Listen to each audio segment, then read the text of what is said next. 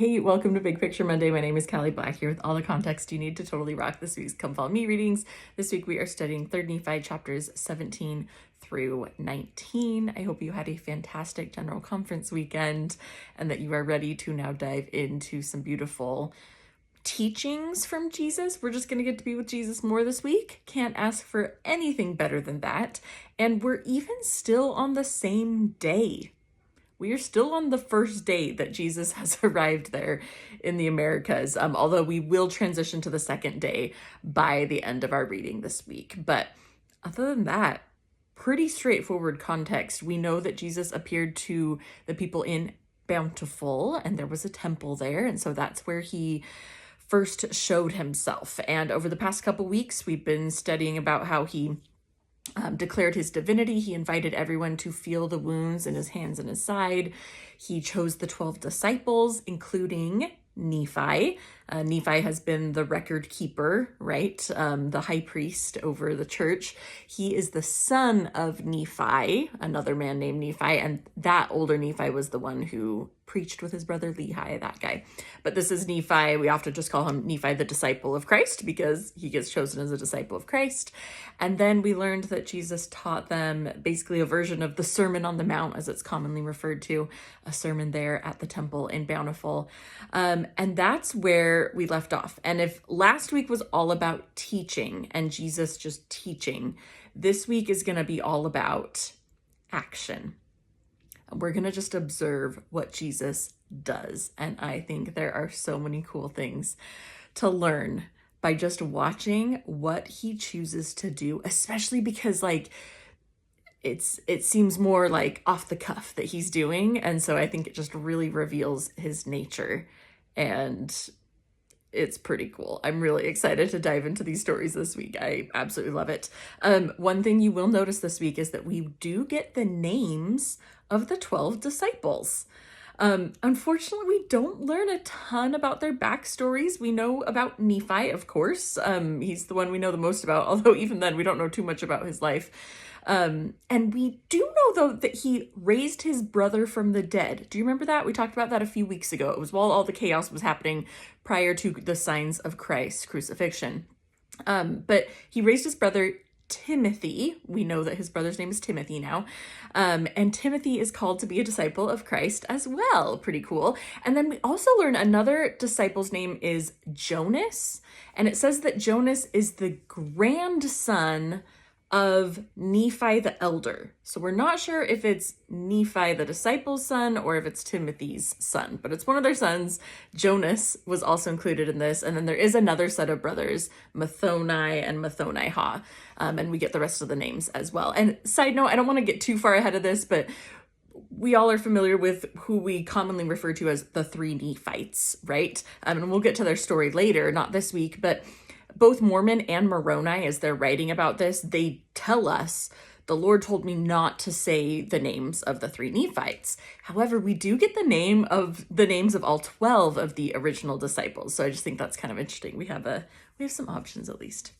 Okay, but let's dive into it. Only 3 chapters this week. We know that Jesus had just finished up his preaching. He had talked a lot about the house of Israel and how the fullness of his gospel and Zion would be established in the land where he's preaching. So chapter 17 starts, and Jesus is done. That's what he had planned on doing, or that's what the Father had commanded him to do. He's ready to ascend back into heaven. He understands that he has just given them a lot of teaching and done a lot. They must be tired. But as soon as he says that, he sees that the people do not want him to go. The multitude does not want him to leave, and he has compassion on them. And so he says, okay, bring forth any of you that are sick or afflicted in any manner. And so he takes everyone who comes forth and he heals them one by one. He heals them. And then after he's done this, he asks for the children to be brought forward. And he starts to pray a prayer with unspeakable words. And he is being filled with joy, and he weeps, and he prays again, and angels come and surround the children. This is truly like a joyous, joyous moment here. Chapter 18, Jesus isn't done yet. Now he looks at his disciples and he says, go find some bread and some wine. And he institutes the sacrament to his disciples. He's teaching by disciples, I mean the 12 disciples. He institutes the sacrament to them, and then he has those 12 disciples administer the sacrament to the entire multitude. And then Jesus teaches about the sacrament and what it means and what it symbolizes. I just think it's so interesting. The sacrament was instituted, not fully instituted, but like the first time it was instituted in the Americas, it was just out of joy. It was out of joy and worship and love. And here's something more. Here is the sacrament. And here's what you can use in order to constantly invite my spirit to be with you. I just love that. And then Jesus turns to his 12 disciples and he gives them a lot of instruction. He's telling them to watch out for temptation, to pray often, and he gives them some instruction, the disciples instruction, on what to do if someone partakes of the sacrament unworthily, and how to handle that, and just kind of some administrative advice here. And then he gives these 12 disciples power to give the Holy Ghost. And finally, at this point, Jesus now ascends into heaven. So chapter 19 starts, our last chapter for this week, and word spreads like crazy, as you might imagine.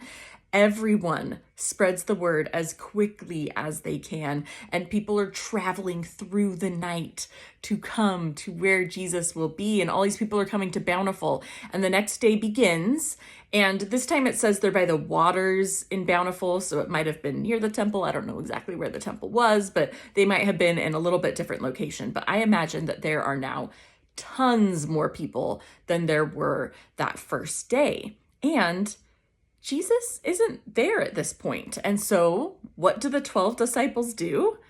They split this giant multitude into groups, and each of them take a group and they teach exactly what Jesus taught them. I think that's a really powerful parallel for what we just heard in General Conference. These 12 disciples were teaching the multitude what Jesus had taught them. Now, it's at this point that there's some baptizing that happens. We know that Nephi is baptized, and then we have record that the other 12 are baptized as well. And it's at this point that Jesus now appears. This is now the second day that we have record of Jesus appearing. And Jesus starts to pray, and he praises the multitude, and the disciples are praying constantly, and the multitude is praying, and Jesus goes off in the distance and he prays 2 more times, just being filled with joy, and he's praising the Father and he's praising the multitude for their goodness and for being there. Notice in chapter 19 how many prayers there are. It's just this like joyful, prayerful, praising chapter, and I feel like it gives a lot of clarity of like, what is the purpose of prayer? And we get some really happy examples of what it looks like to have prayer. Jesus is praying for the people to always have his spirit with them as well. And that's it. That's where we end this week. Kind of short, but beautiful chapters. Like I said, not so much teaching this week, but instead it's what was Jesus doing? There is a little teaching there, of course, but what was he doing with his actions? Especially this all seems like bonus content, right? Like extra stuff that he might not have planned on doing that first day. And yet when he was filled with compassion, that is what he chose to do. I think there's some really cool things to study from that, as well as we transition into the second day. All right, I think my personal focus question as I studied the chapters this week is, there's so many directions I could go. I kept going back and forth, so really just go any direction and you'll do right. But I think what I'll mention here is this idea that Jesus heals.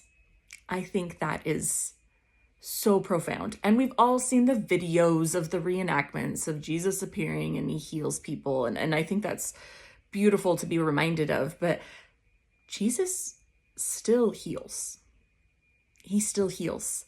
And I think about maybe the courage that it might have taken when Jesus says, bring your sick and afflicted to me. the courage it might have taken to say, I'm sick, I need help, and I'm going to go to Jesus for that help. And having that faith that he could help. Now, we can't physically go to actual Jesus, but there are a lot of really symbolic ways that we can still do this and to go to Jesus with our sicknesses and with our afflictions with full faith, that we can be healed if it's his will, that we can be directed wherever we need to go if that's how he's going to answer our prayers, or to be filled with patience and love if it's not our time yet. All right, have a great week this week in 3 beautiful chapters, and happy studying.